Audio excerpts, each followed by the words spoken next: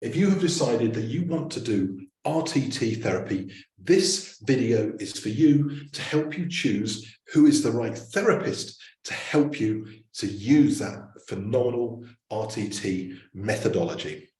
I'm Jonathan Butler. I am a clinical hypnotherapist. I'm one of the world's most experienced RTT therapists. And in this video, I'm going to share with you the questions that you need to ask, the things that you need to know before you make that important second decision as to who is the person that you're going to work with to take you on that RTT journey.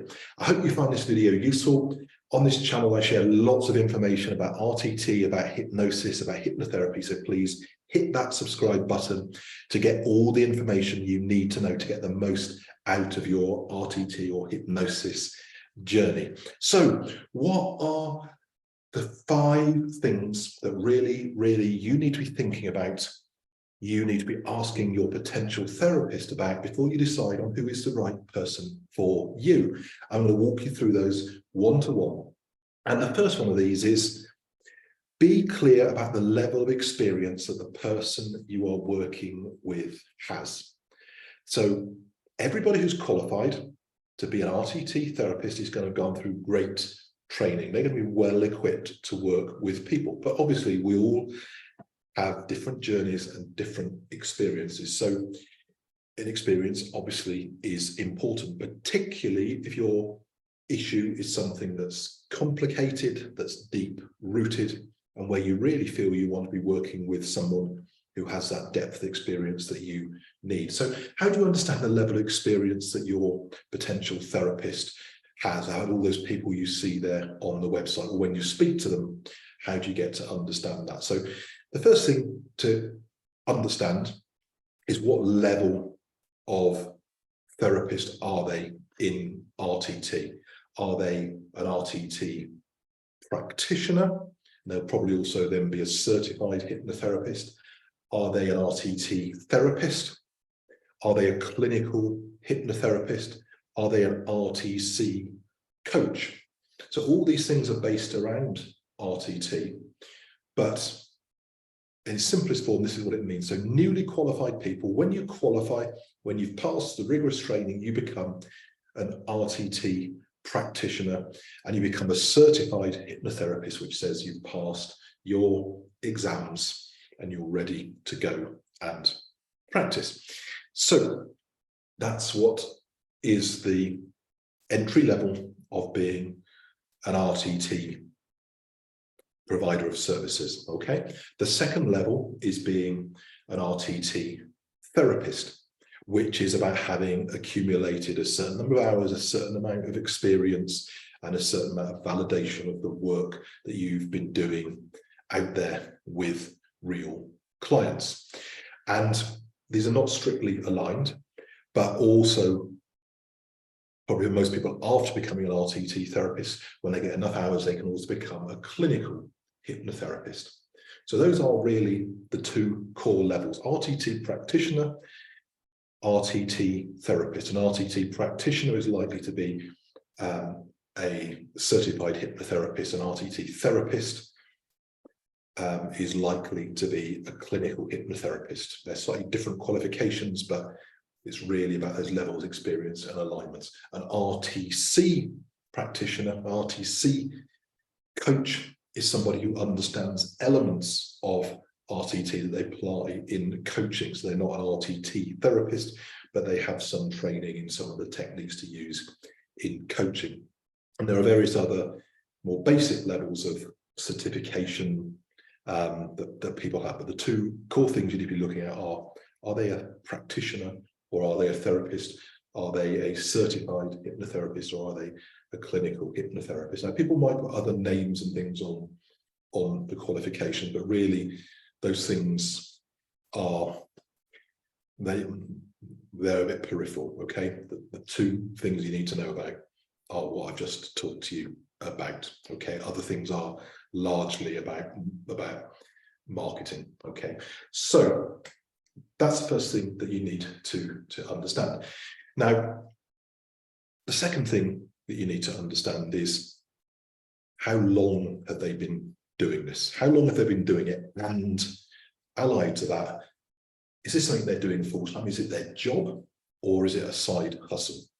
And they're all valid approaches, but again, it just gives you a sense of how experienced a person is, but also how committed they are, because in my opinion, someone who's working as a full-time RTT therapist, earning their living, doing that, you know that they are fully bought in.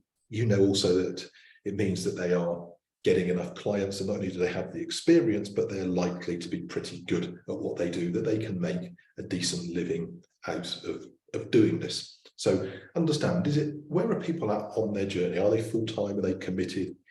Is it a side hustle? Like I said before, everybody comes out being well qualified, but everybody has their own journeys. So the second question you want to be asking is about their level of expertise in the thing that you are dealing with. And again, most of the experienced RTT therapists are kind of dealt with a lot of things. There are people who work as generalists, who like and enjoy working with lots and lots of different things, because RTT can be applied successfully to many issues. And there are those who like to be specialists, or maybe somewhere in between.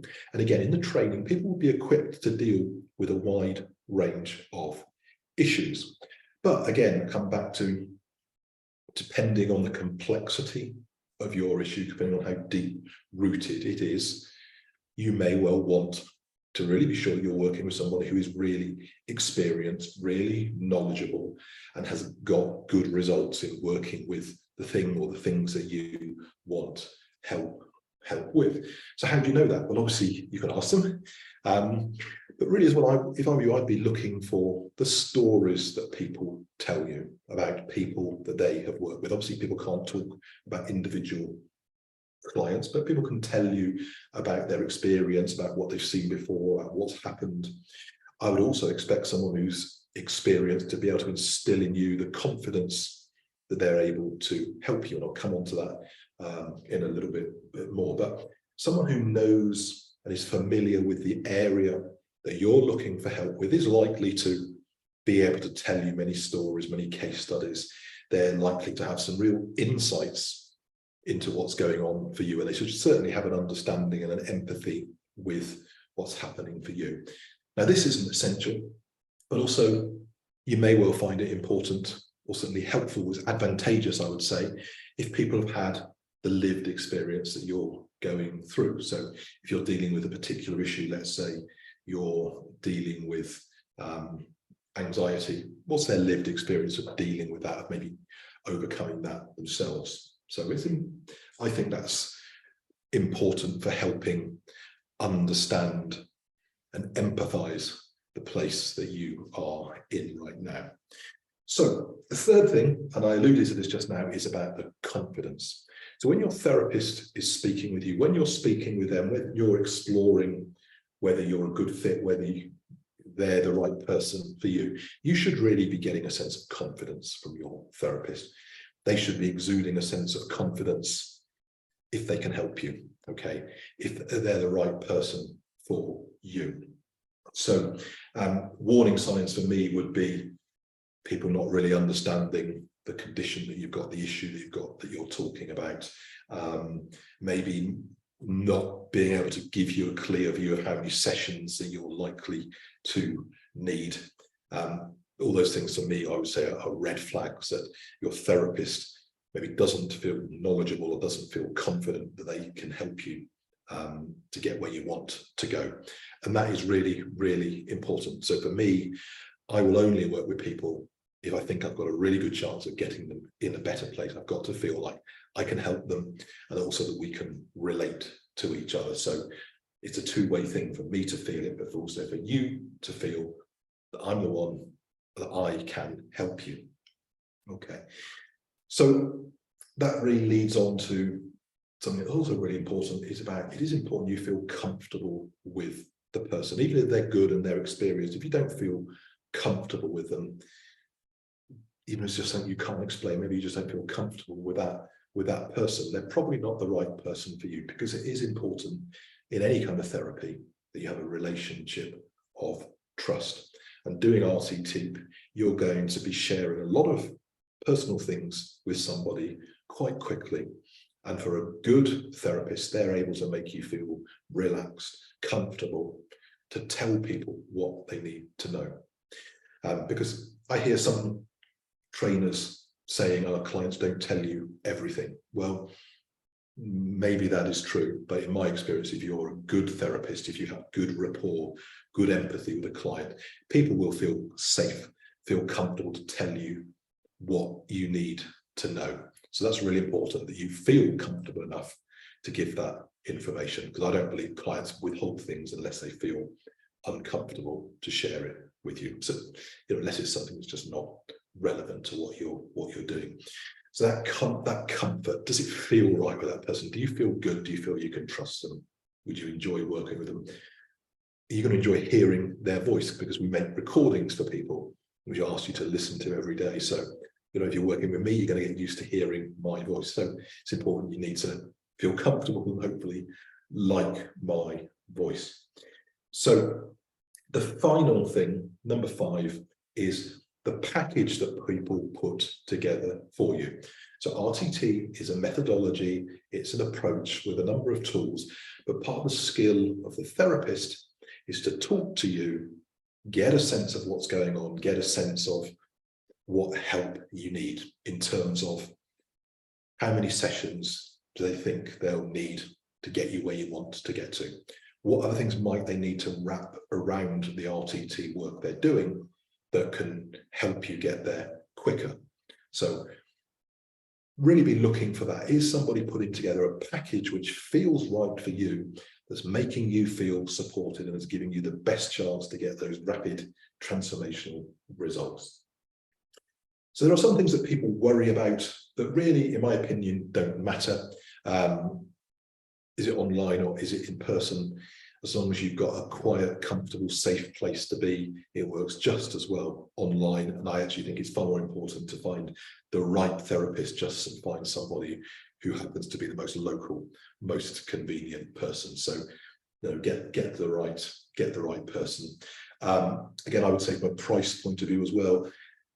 From a price point of view, people will charge different rates, and that may reflect their experience, but it may well not. Okay, it may well not, because RTT is a high value thing, and it depends on the therapist, on their approach, what they want to achieve. For me, I want to obviously make a good living, but I want to charge people a price that is affordable for them.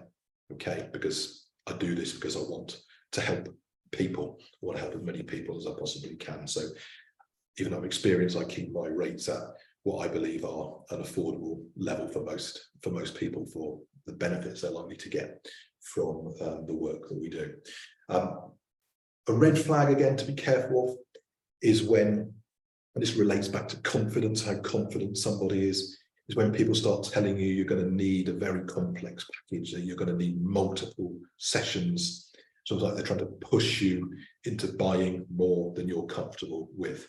So everybody has their own approach. The way I work is to speak to people. I don't work with people unless I've had a discovery call with them, a conversation with them to understand what's going on, whether I can help them.